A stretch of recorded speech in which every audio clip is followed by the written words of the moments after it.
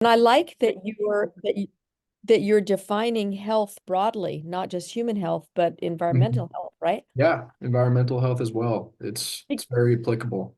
Yes, because environmental health is often human health, right? Yeah, that's right. That's one of the Yeah. things I've been studying in another course is how um, climate change has had effects on the Netherlands, people in the Netherlands, and how they are trying to work around that and integrate green mobility into their cities. And like Rotterdam, they're trying to make it like all public transportation. Yeah, it's cool. Wow, nice. Yeah, but okay. So first off, I'm just gonna have you do a quick introduction of just your name, the organization, how long you've been with them, and yeah, and then after that, if you could just share with everyone, I want to include like a little bit just to get people really interested in all of this because it's not very like we don't really have anything like PSRF around Pittsburgh like I do back home, you know. So I Yeah. kind of give people more of a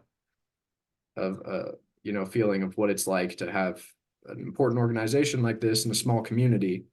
Because most people that go to Pitt are either from like outside of Philly or from Pittsburgh, usually like pretty big communities. So if you could just Hmm. share your role as the finance officer and how it directly contributes to fulfilling the mission of PSRF and protecting the Puget Sound ecosystem.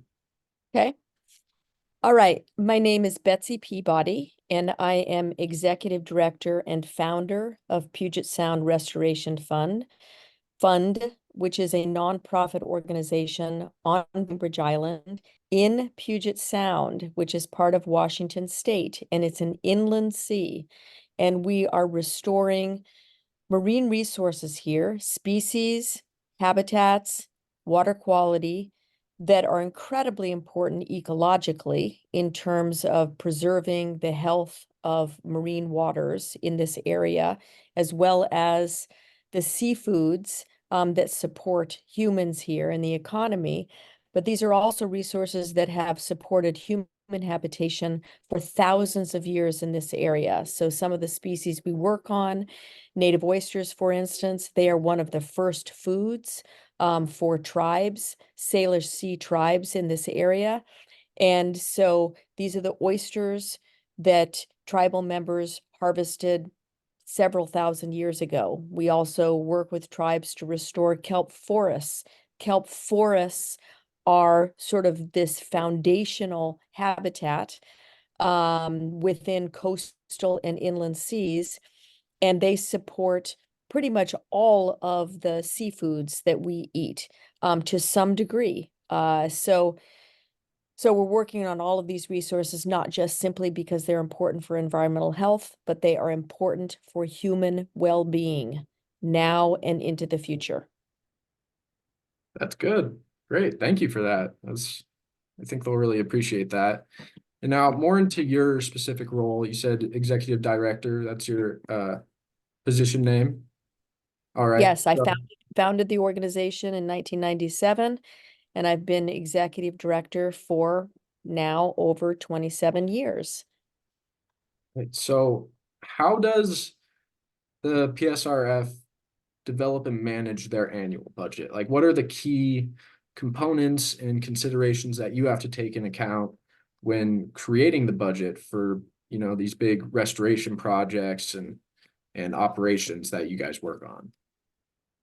Well, we have worked over the years to develop multiple income streams and funding sources to support our projects.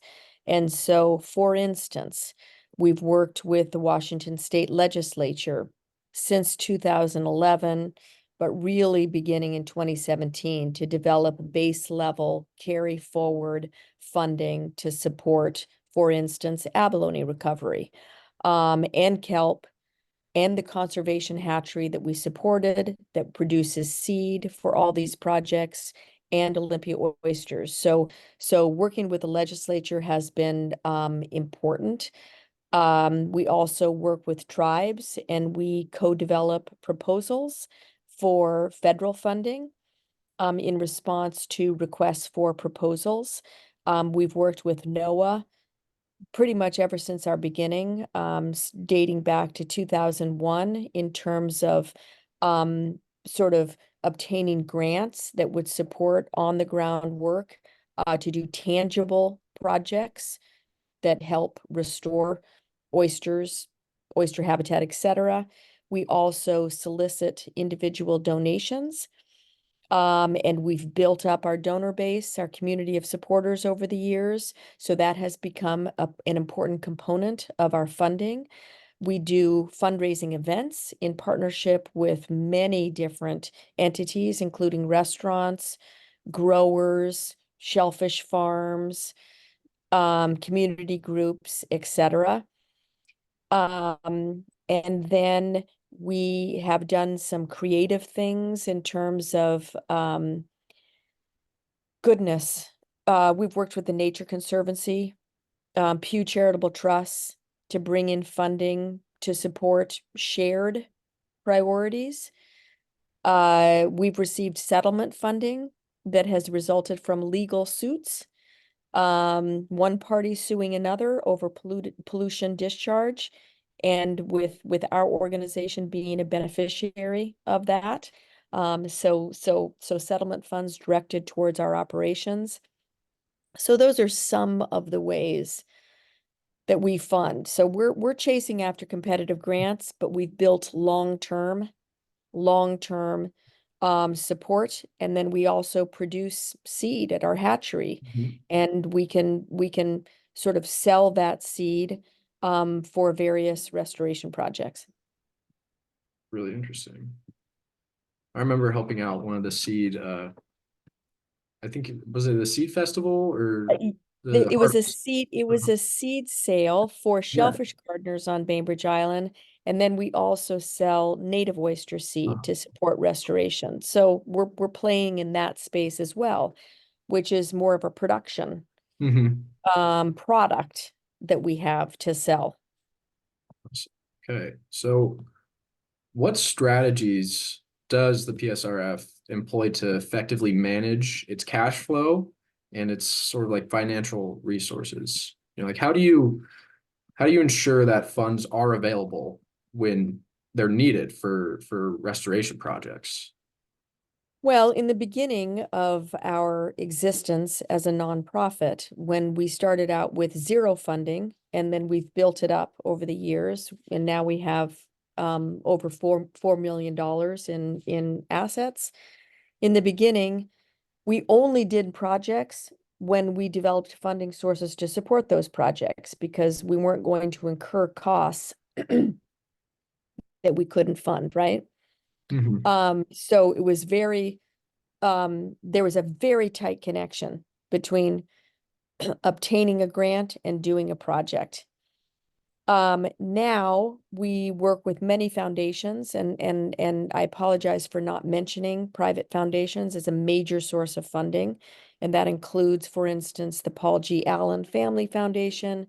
It includes the Builders Initiative, which is one of the foundations started by one of the Walton family members. So this is connected to Walmart. So when you get to a level where you can start to work with private foundations, and they need to vet you, it's a different sort of vetting process, and you really need to have a strong track record. Um, then they're providing their funds upfront, and then you're carrying out a program of work that you've agreed to. So we have all those funds in hand that we're actually expending on project delivery. When you get funding from individual grants, or excuse me, individual donations, um, we conduct what we call an annual fund drive in the fall. So people are sending in, lots of money quarter 4, but it's also being sent in throughout the year. And those then become discretionary funds that we can direct towards different things and also use to help cover our overhead costs. So we've got things going on at, all throughout the year, different fundraising activities. We're doing events at different times throughout the year, in the summer, in the fall, in the spring, and they're all bringing in funding to support our various activities. I don't know if is that a Yeah, good enough answer definitely. to Yeah, your? 100%. I just wanted to know a little bit more about like the treasury and cash management. So that's Hmm. Yeah, and the other part of that is we now have a full-time office administrator, and she's handling our bookkeeping, Mhm. and also doing other administrative stuff. But we also, importantly, have a controller through YPTC, your part-time controller, and Mhm. she really manages our finances, and she's incredible. And so therefore she is really she's helped to make sure that we're staying on top of all the different funding sources within their different classes, so that we can track income and expenses on all of our grants. We can track income and expenses for discretionary funds as well, and Mhm. events. And then the only other thing that I would add to the financial picture is that we also received a large bequest in our early years after we'd been around for 10 years. And it was a $1.2 million bequest. So that really brought in some financial stability as well. That's great. Yeah. So onto the topic of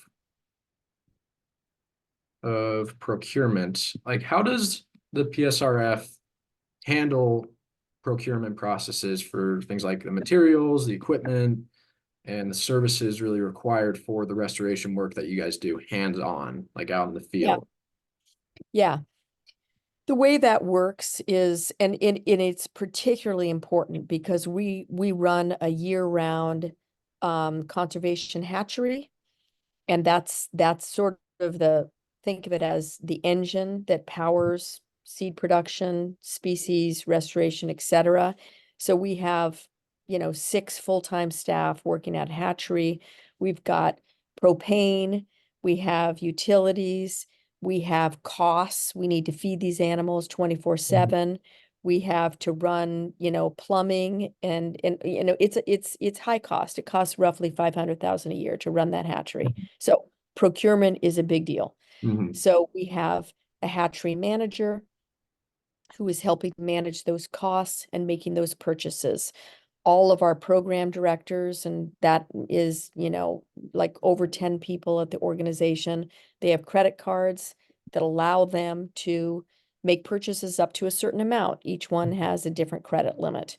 And that way they can stay on top of purchases. And then all of that becomes part of a Google Drive where those purchases are approved, tracked, and included then in invoices that need to be submitted to our various grant sources or reports, financial reports. All right, so this question is a little bit more specific. As an environmental conservation group organization, do you guys have any criteria that you use when selecting vendors or suppliers? Since you don't want to like um, support an organization that is actively damaging the environment by doing your own work with their supplies. Like, do Mm. you think about that at all when choosing vendors? That's that's that's a great question. Um, I mean, there's certainly when we're developing partnerships and long-time vendor relationships, that is certainly something that we think a lot about, Mhm. particularly on the partnership end of things. When you're when you're operating a hatchery and you have to purchase CO2 from a vendor, because you're doing an experiment on the effects of ocean acidification on sensitive shellfish species, you know what? You're going to buy it from a vendor that has an affordable cost and can get it to you when you need it. So there are sort of vendors, established vendors that can provide the kind of products and services that hatcheries absolutely depend on. Um, but there are all kinds of other procurements that are happening. I mean, when you think of sort of environmental sensors, instruments that we purchase, again, you're providing the highest quality instruments that you can, from companies that are in the business of doing environmental monitoring. So this is their game. And so there's a shared value set there that is assumed. Um, when we're purchasing shell, we're trying to provide shell that meets standards, high standards, and that's important because you're spreading shell in areas, and you want to make sure that in areas where you're trying to rebuild oyster populations, and you want to make sure that you're only spreading shell, that you're not spreading debris along with the shell, if, for instance, that shell pile hasn't been kept clean. So definitely, these are things that we pay attention to. But there are also times, again, when you need to buy something, and we buy things through Amazon Hmm. because you need quick delivery of something, and they have what you need. Yeah. So it's a whole range of procurement. All right. Now onto the topic of debt management. Does the PSRF have an outstanding debt or any financial obligations? We have never incurred debt in our 27 years of operation. We've never had a line of credit. We have credit cards, okay, with a maximum of 30,000 credit limit. Typically that's about 13,000 a month, and it gets paid off immediately. So we never hit our credit limit. Um, but apart from that kind of debt, we don't have any loans. Uh, so therefore no debt obligations. We rent our offices. We don't own our offices, so we pay rent. So that's how we deal with debt. We avoid it. It's very, very interesting, very impressive. I didn't know that there's no debt involved in the entire organization. Is there like any other strategies you've taken in your position specifically to completely avoid debt? Well, I think if you take it back to the beginning days for me, okay, I'm starting an organization, Mhm. and we don't have any funding going into it, okay? And so I am obviously going to be very careful of costs and only incur them when I know that I can cover them with project funding. And then when, as we evolved as an organization and, for instance, developed a conservation hatchery, we were doing that um, in collaboration with NOAA, which is a federal agency. And they were providing the place free of charge, seawater free of charge, because it is meeting our mutual and shared objectives of restoring um, native shellfish species and other living marine resources. So we sort of work through collaboration, and that has been our pathway for controlling and managing our costs so that everything we bring in just about goes towards project delivery. So roughly 90% of the funds we bring in is project delivery, and 10% is administrative. All right, great. So what role does capital management play in PSRF for in terms of like long-term sustainability? Well, I think that there are some things that we think about there seriously. We have some managed funds at Charles Schwab. Mhm. So we have a managed mutual fund account. Um, and that's part of what we do. We have a board reserve that's up to 900,000 now. And that's in a money market account that generates interest, 4.25% right now. And we've been able to grow that, and that the money market accounts include other funds as well. So it's up to $1.8 million in money market account.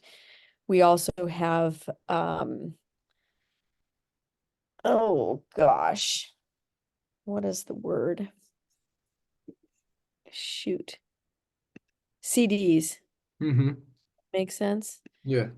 We also have a couple of CDs, one for 250,000, one for 150,000. And that's a way to manage, for instance, when you get foundation funds in and it's funding a 3-year project, then, if you can park your year 3 funding in a CD or in a money market and therefore have your money working for you, and keep your your year 1 funds liquid and available in a checking account. Those are all ways that Uh-huh. we're managing. And then we're just about to set up sweep accounts, because we have more money in our account than is protected through FDIC, and we want to make sure that we're protecting our capital.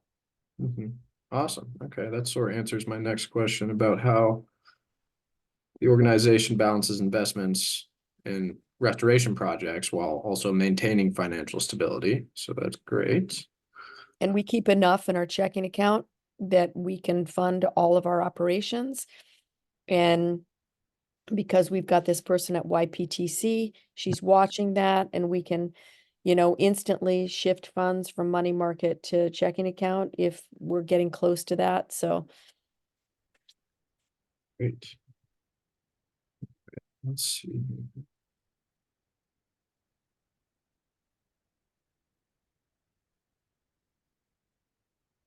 Minutes.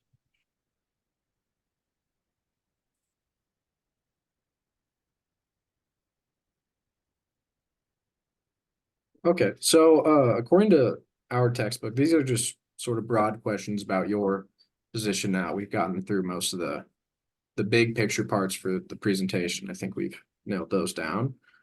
But according to our textbook, you really need a good revenue system. Like it's very crucial for fiscal management to have a steady revenue system. And as a nonprofit, can you give a little insight on maybe like the primary sources for the fund and like festivals or harvests, and how you ensure that sustainability throughout all the years you've been doing this? How do you ensure that that'll continue, that streamline will continue?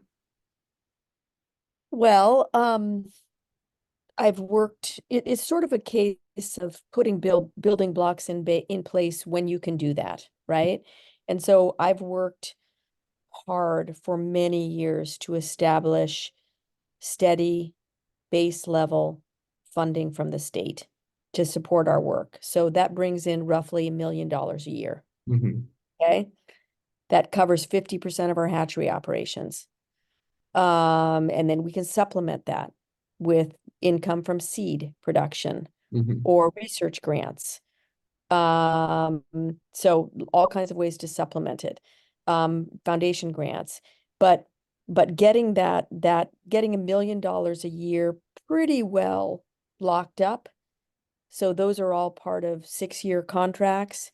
So, and then those 6-year contracts will be turned into another 6-year contract. And um, that's been the work of many years, and that's an important building block Mhm. because we have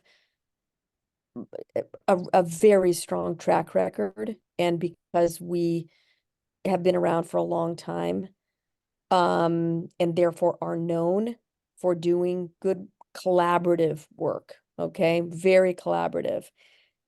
We get a lot of funders who come to us, foundations coming to us so that we can co-develop a project.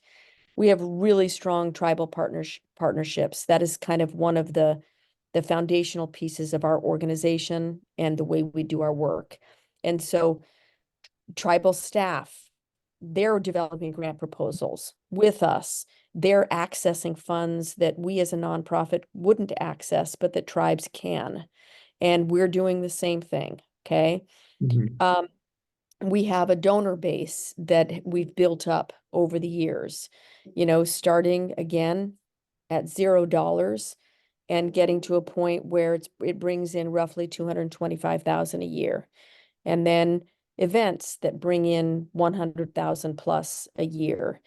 And then competitive grants bring in roughly 30% of our funding. So we've got people on staff running programs who are developing and proposals and submitting them for competitive grants. So those are all the things we do to manage our revenues, but I would say that really the most important aspect of that maybe sometimes doesn't get included in this kind of an assessment is relationships. We are nurturing and sustaining a very broad network of partners and relationships. And that is what enables sort of collective fundraising and also enables building our own revenue streams over time. Mhm. Sorry, 1 second. I just need to make sure my roommates shut up 1 minute. Sorry. Yeah, that's okay.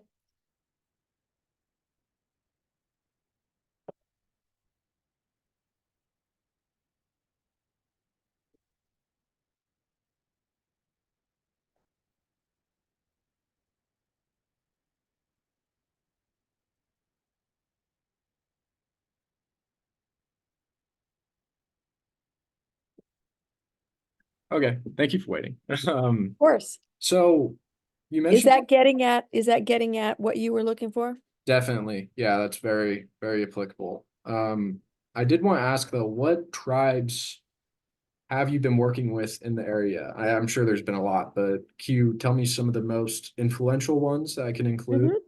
Yeah. The Suquamish tribe, Mhm. and their traditional waters include Bainbridge Island, Mhm.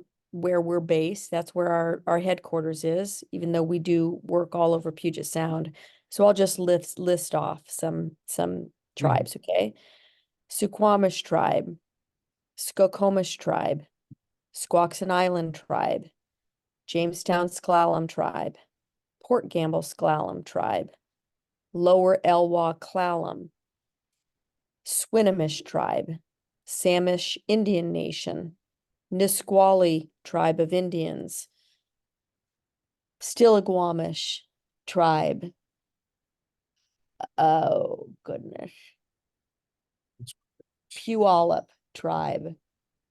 You know, It sounds 12 like to it now. 14 different tribes. Most tribes in this Yeah, area. Long-standing partnerships. that's great.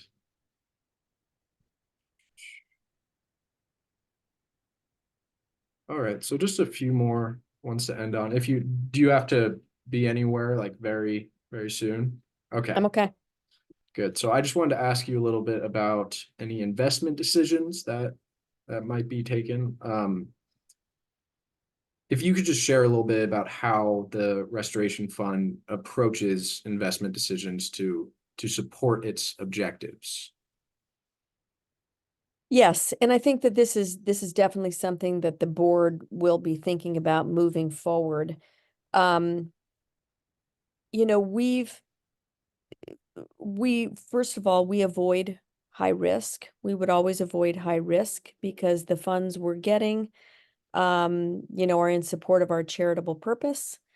And therefore, we wouldn't want to invest in stocks. We don't do that. Mhm. um, that would put our principal at risk in any way. However, you know, as we've grown our total assets, we definitely want to make sure that our money is working for us. So, right now in the Schwab Mutual Fund, we have roughly 365,000. So maybe that's something that we would grow.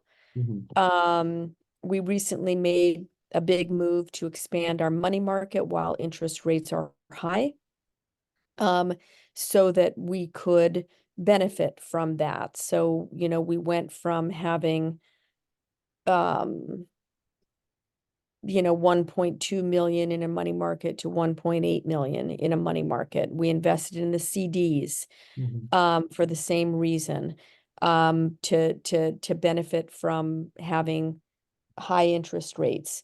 One of our board members helps manage investments for Bill Gates, the Bill Gates Foundation. And so he's somebody who will, look at whether or not, given our current financial position, it might make sense to put more in Schwab. And if we put more in Schwab, what would that look like? Mhm. So these are all things that we can start thinking about more now that we actually have considerable assets um, to to manage. Awesome. And this I wanted to ask you about. 1 minute. Let me just finish this note. Yeah, so last class we were talking about the incident with the bridge in Baltimore, Yep.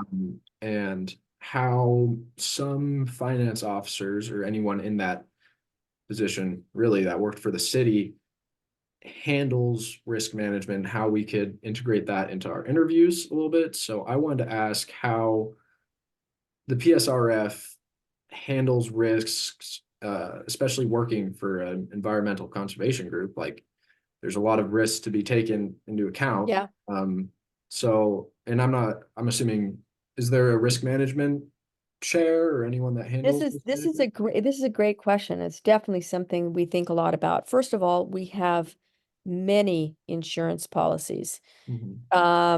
and including insurance that protects our directors and officers, general liability, auto, but importantly, we have something called US L&H, and it provides dive insurance because we have scientific divers who do our work for both our kelp program and our abalone program. And you absolutely need to be um, avoiding risk and protecting our divers and protecting the organization. So all of them need to maintain their certification, which requires training, annual training. So there's sort of the safety management side of the operation and the insurance side of the operation to make sure we're protected in the event of an accident. Fortunately, and I'm knocking on wood, we have not had an accident, but we have people on boats, which is why we need to have that Mhm. US L&H policy. And then the other aspect of risk, which is also important, is reputational risk and therefore and also contract risk. So we now have a new insurance policy that provides some contract insurance because if, for instance, we get a grant and we get some funding from Amazon, okay, and that's another income source, and so corporate funding, and they're contracting with us essentially to rebuild Olympia oyster populations in places. And if, for instance, something happens at our hatchery, the water quality is not good that year, therefore we've not been able to produce the seed, we've got contract insurance to help cover us in that eventuality. Um, and we're also, communicating strongly with all of our funders and partners so everybody knows what's going on and they know that we'll go above and beyond to deliver. But then getting back to the reputational risk, we need to think about the things we take on because we're an organization that has pioneered a lot of restoration programs. That means that we're stepping into spaces where no one else is working and we're figuring things out and we're collaborating and partnering. And therefore, you need to be careful about what you choose to do and with whom you choose to do it. Um, and you make sure that you're not promising something Mhm. that is not scientifically feasible, Mhm. and that wouldn't, for instance, result in greenwashing. Mhm. And so to give you an example, there are a lot of companies looking for carbon offsets, and they would love it if they could say, we're going to fund you to do a 10-acre oyster project, and that's going to yield X amount in carbon offsets. Mhm. And we're saying no to that.